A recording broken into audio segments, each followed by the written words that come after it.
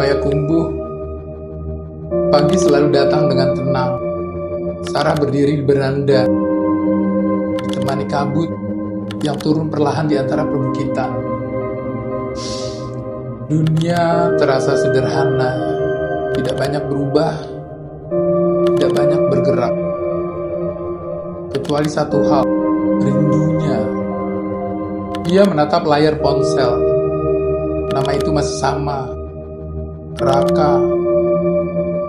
Jauh di sana di Paris, Raka hidup di dunia yang berlawanan, ramai, cepat, penuh ambisi.